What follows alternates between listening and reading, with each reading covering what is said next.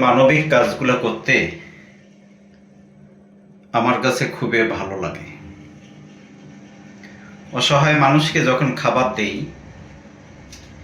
খাবারটা দিলে মনে একটা আনন্দ লাগে, মনে একটা শান্তি আসে।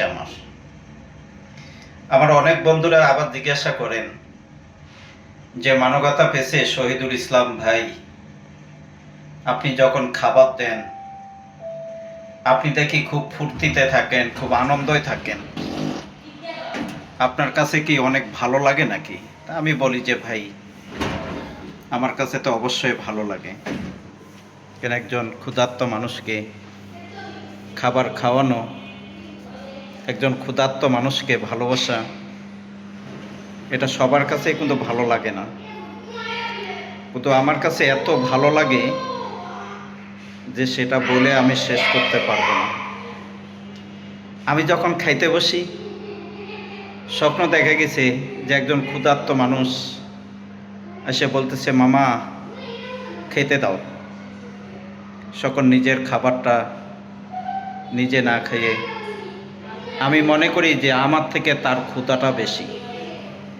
আমি মনে করি যে আমার থেকে তার ক্ষুধাটাই বেশি।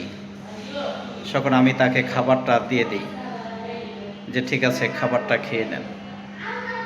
অনেকে আমাকে জিজ্ঞাসা করে যে শহীদুল ইসলাম ভাই, আপনি খাবার নিয়ে বসছেন, আপনি খাবেন, এই মুহূর্তে একজন এসে বলতেছে যে আমাকে খাবার দাও, আমি ক্ষুধার্ত, আপনি নিজে না খাইয়ে আপনি তাকে খাওয়াই দিচ্ছেন, তা আপনি কষ্ট পাবেন না?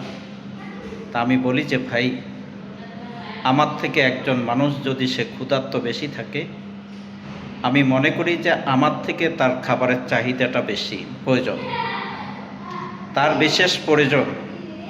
এই জন্য আমি না খাইয়ে আমি তাকে খাওয়াই দিলাম। আল্লাহ পাক তিনি আমার রিজিকের ব্যবস্থা করবেন। আল্লাহ তাআলা তিনি তার রিজিকের ভান্ডার থেকে আমার জন্য খাবার পাঠিয়ে দিবেন।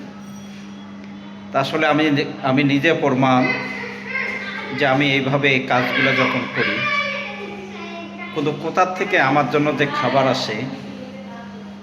হঠাৎ করে একজন এসে বলতেছে, ভাই আপনার জন্য এই খাবারটা নিয়ে আসছি, আপনি এই খাবারটা খাবেন। আমি বলি, ভাই খাবার তো আমার এখানে অভাব নেই, তা আপনি আমার জন্য খাবার আনছেন কেন? কয় না, খুবই ভালো লাগছে আপনাকে, এই জন্য আপনার জন্য খাবারটা নিয়ে আসলাম, তো অবশ্যই আপনি আমাদের খাবারটা একটু গ্রহণ করেন।